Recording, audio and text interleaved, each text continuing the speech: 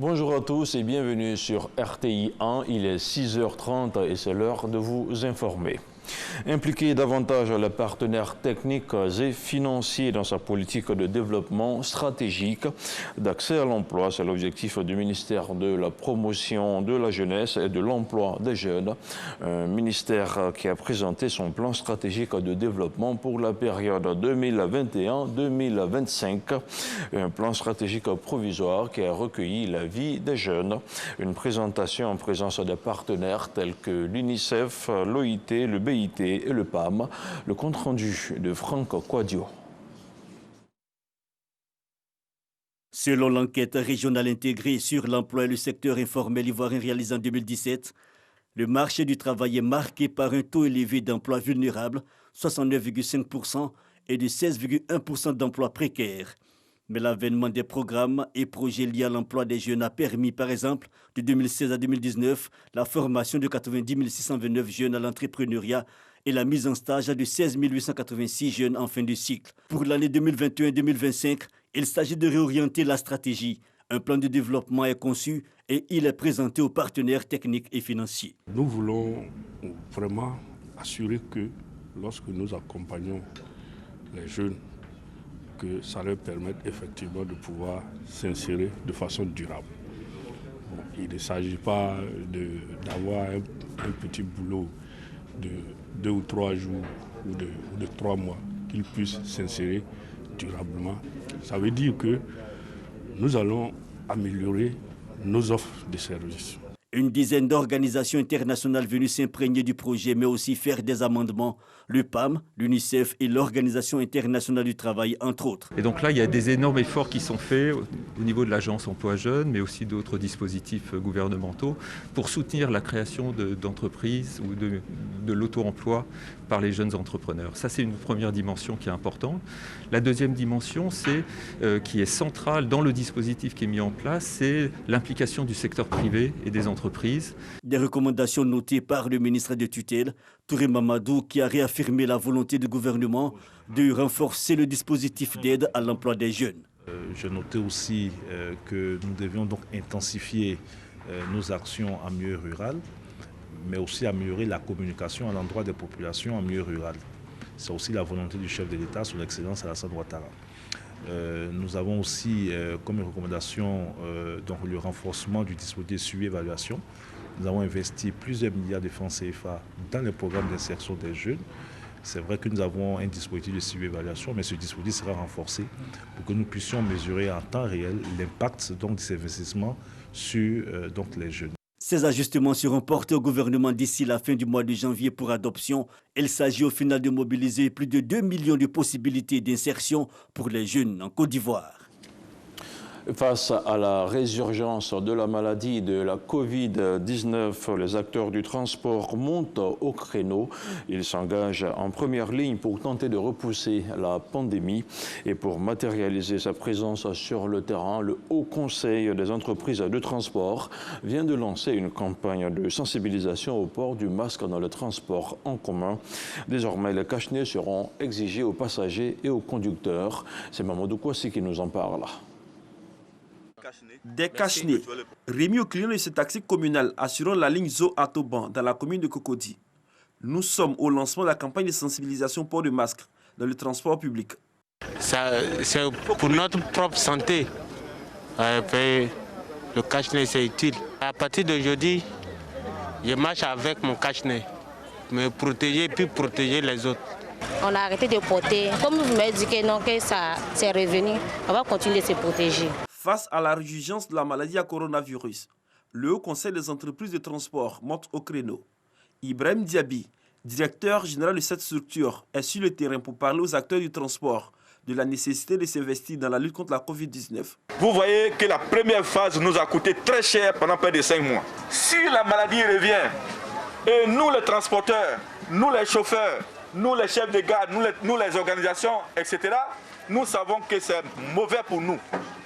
Parce que si ça continue, c'est l'autre chose là qu'on a évité là qui va revenir.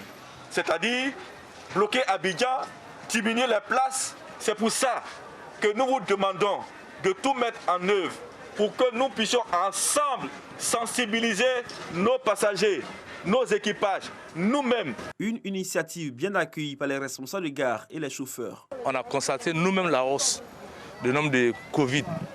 Ce ne serait pas bon pour nous, transporteurs, de retomber à ce qui est passé, ça fait près de 6 mois.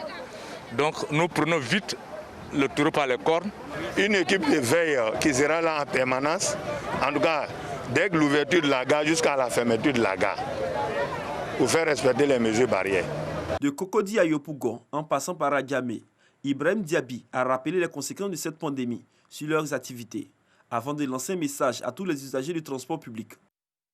Désormais, quand vous montez dans un véhicule, faites tout pour porter le cache-nez. Celui qui n'a pas de cache-nez ne peut pas monter dans un baka. Celui qui n'a pas de cache-nez ne peut pas monter dans un autocar. Après demain, ça va commencer. Cette campagne de sensibilisation va s'étendre à toute la Côte d'Ivoire. Une démonstration des transporteurs plus que déterminés à faire barrage à la propagation de la Covid-19. Vigilance accrue recommandée à tous. Autre chose à présent, dans le cadre du programme d'investissement rapide des régions, le Conseil régional d'Unzi vient de recevoir 4500 tables-bancs et 1500 kits scolaires. Le programme a aussi permis de mener plusieurs actions sociales au bénéfice des populations de la région. Le compte-rendu des jeunes à Toubé. On dit la taille, on a voté pour lui. Sur le temps consacré à la reconnaissance, le président du conseil régional d'Unzi rend public le don du président Alassane Ouattara dans le domaine de l'éducation. Ce sont 4500 tables-bancs offerts pour soutenir la politique éducative du conseil régional d'Unzi, une politique en cohérence avec la vision du gouvernement. C'est une contribution significative aux efforts de la région d'Unzi dans un contexte où l'école, comme ailleurs en Côte d'Ivoire, affiche son dynamisme, en même temps qu'apparaît la nécessité d'accompagner les mécanismes qui assurent son illustration. Nous allons en faire bon usage de ce que nous avons promis au président du conseil régional d'Unzi. Il y a que nous avons beaucoup de déficits au niveau des enseignants. C'est surtout la prise en charge de certains profs que nous allons recruter, que nous serons soutenus par le conseil régional et disons les collectivités locales. 1500 kits scolaires ont également été offerts au conseil régional d'Unzi à distribuer aux enfants du primaire dans les départements de Bokanda, Kwasi-Kwasi-Kro et Dimokromem, chef-lieu de région, selon les besoins de chaque inspection de l'enseignement primaire. Le programme d'investissement rapide des régions Pays Désert a également permis au conseil régional d'Unzi de financer la construction d'infrastructures éducatives, l'octroi de prise en charge scolaire et universitaire, ainsi que le financement de divers projets au bénéfice des jeunes dans chacun des 3 départements, notamment dans le domaine sport et emploi jeunes. Au plan sportif, plusieurs associations de sport, karaté, maracana et football, ont reçu des équipements pour 15 millions de francs CFA dans une perspective de renouveau sportif dans la région. Nous sommes heureux et nous ferons bon usage pour que tout ce qu'il vient de nous offrir serve pour faire avancer le sport dans notre région. 130 jeunes sélectionnés dans plusieurs localités des 3 départements ont obtenu des permis de conduire pour les aider à l'autonomisation dans une perspective d'insertion socio-professionnelle. Le président de la République est clair. Il faut que nous occupions sainement nos jeunes. On va aussi trouver d'autres occupations pour les activités agricoles.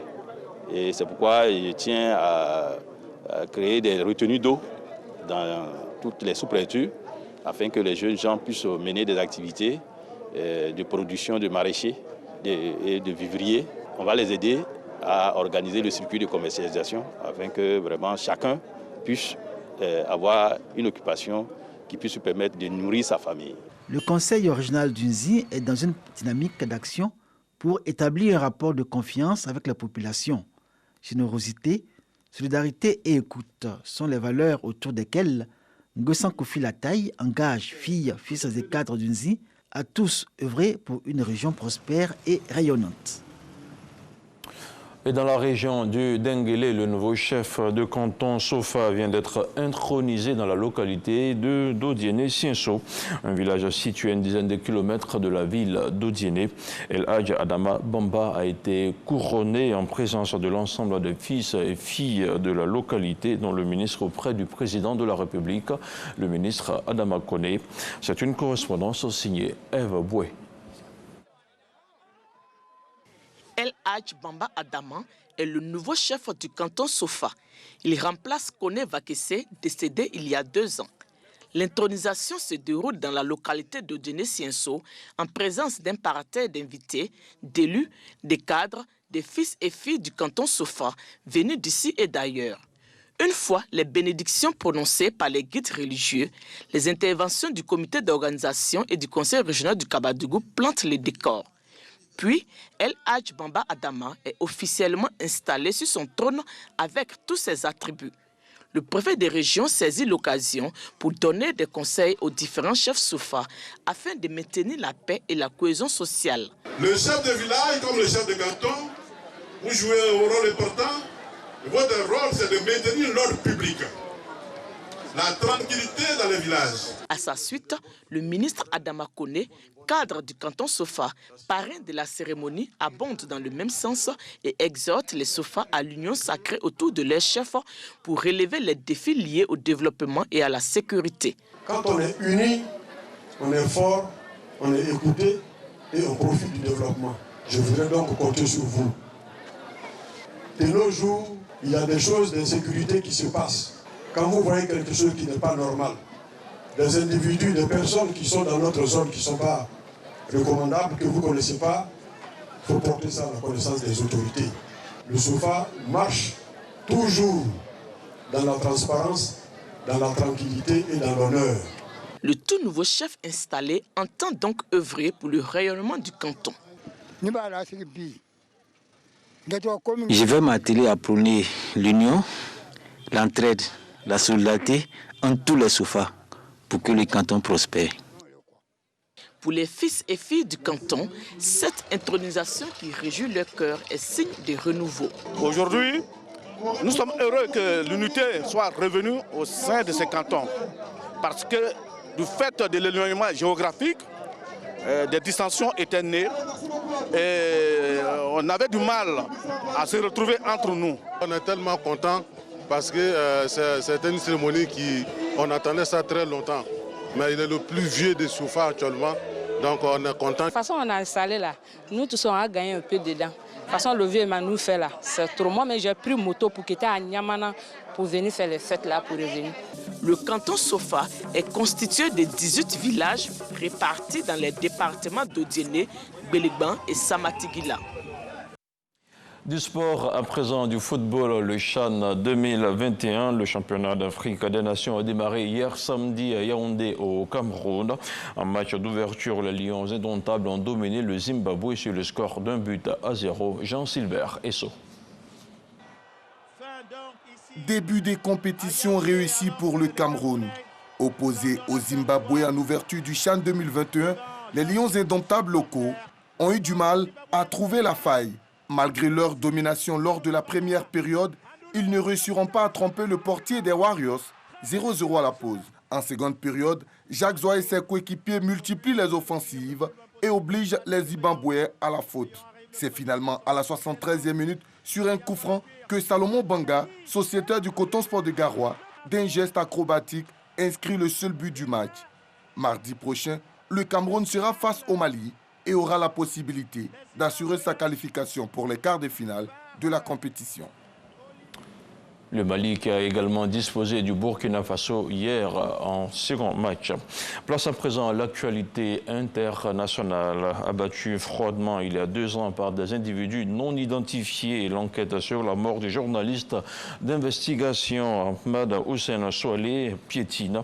Brillant enquêteur, le journaliste ghanéen collaborait avec la BBC et appartenait à Tiger Eye, une équipe de journalistes d'investigation dirigée par le célèbre Anas Aremayo Anas et enquêtait sur des affaires de corruption au Ghana. Et puis en Ouganda, le président Yoweri Museveni, âgé de 76 ans au pouvoir depuis 1986, a été réélu dès le premier tour hier samedi pour un 6e mandat. Une réélection avec 58,64% des voix, a annoncé la commission électorale du pays. Le principal rival du président sortant, Bobi Wine, a quant à lui obtenu 34,83% et la participation a été de 57,22%. Les Ougandais ont voté pour l'amour de leur pays, le panafricanisme et pour la démocratie, a déclaré le président Yoweri Museveni lors d'une allocution télévisée samedi soir. Et c'est ici que l'on s'arrête pour ce 6h30. Merci à tous de l'avoir suivi. Retrouvez à 13h Hamza Diaby et restez toujours en notre compagnie sur RTI 1.